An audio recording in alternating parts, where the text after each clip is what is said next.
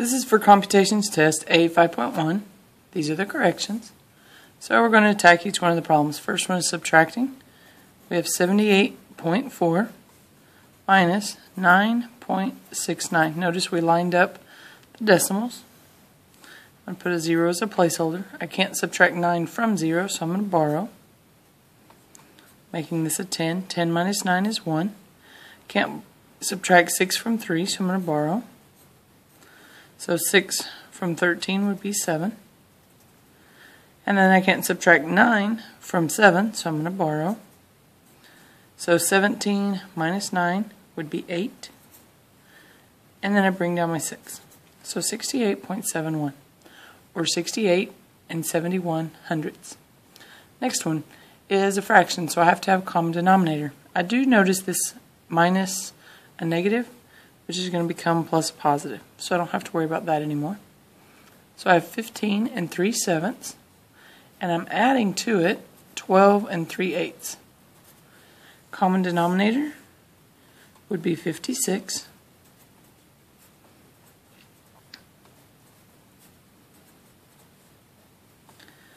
To get from 8 to 56, I multiply by 7, so I have to multiply the 3 by 7, which would be 21.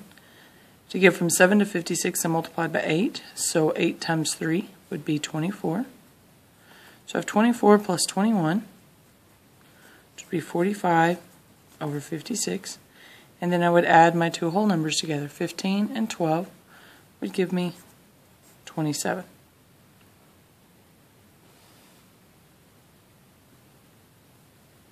Since this doesn't reduce, this would be my final answer.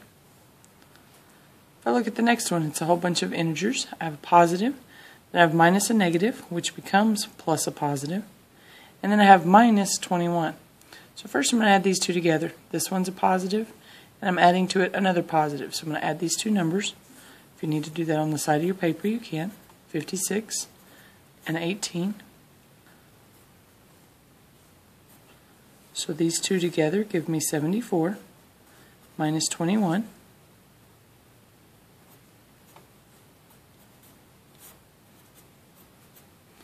Which would give 53.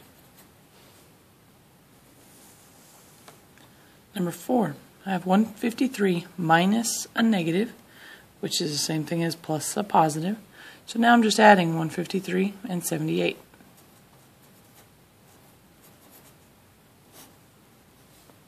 Eight plus 3 is 11, so we carry a 1. 7 and 5 is 12, plus 1 is 13, carry a 1. 1 and 1 is 2.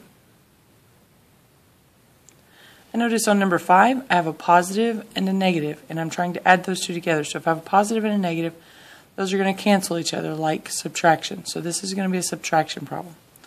So I have 16 and 2/5 minus 11 and 5/6. First, I need a common denominator.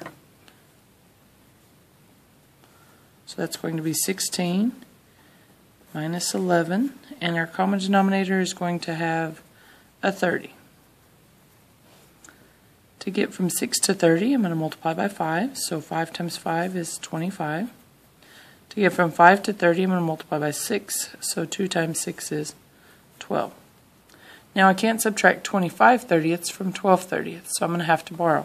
It's going to make this 16 a 15. And the new top number here is going to be a 42. Remember, I borrowed 30 thirtieths. Plus I already had the 12 thirtieths, so 30 thirtieths and 12 thirtieths would give me 42 thirtieths. So then I would take 42 minus 25.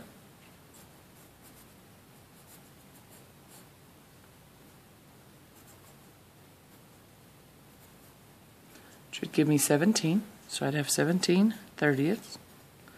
And then 15 minus 11 would be 4. So 4 and 17 over 30. Number 6. All this is add, subtract. I could simplify. Here I have plus a negative that could just be written as a minus. Here I have plus a negative that could also be written as a subtraction. I'm just going to take two at a time. I see a positive and a negative, so I'm going to subtract the two. 65 minus 9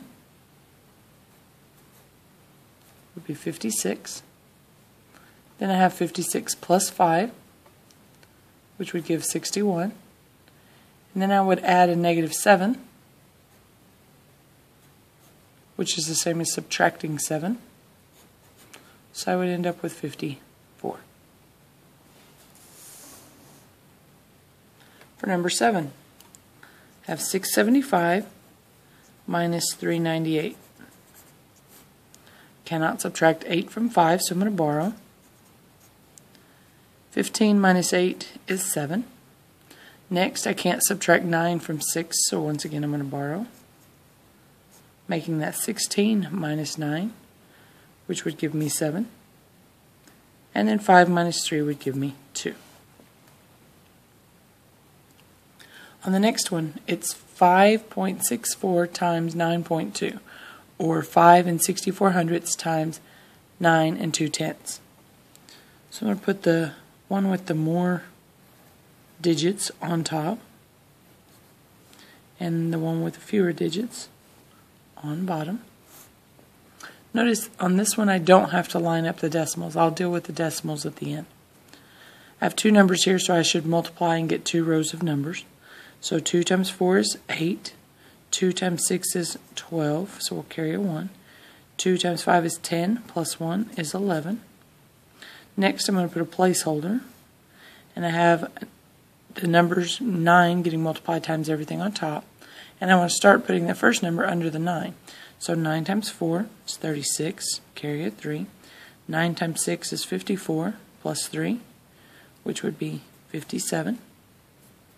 And then I have 9 times 5, which is 45, plus 5, which would be 50.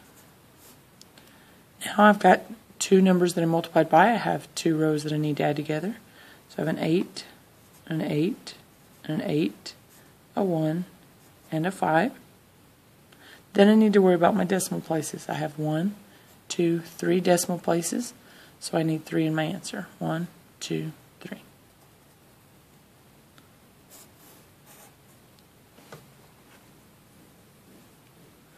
The next one I have negative 625 divided by negative 5. A negative divided by a negative is a positive. In case you don't remember, this is our little trick where we can have the negatives covered up. I have a negative and a negative, which should leave a positive. So I have 625 divided by 5.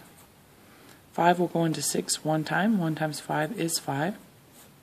6 minus 5 is 1. Bring down my 2. 5 will go into 12 2 times. 2 times 5 is 10. When I subtract, I get 2. So bring down my 5. So 25 divided by 5 is 5. 5 times 5 is 25. And there's nothing left over, so I get to stop. That's where our decimal would be anyway. So it's a positive 125.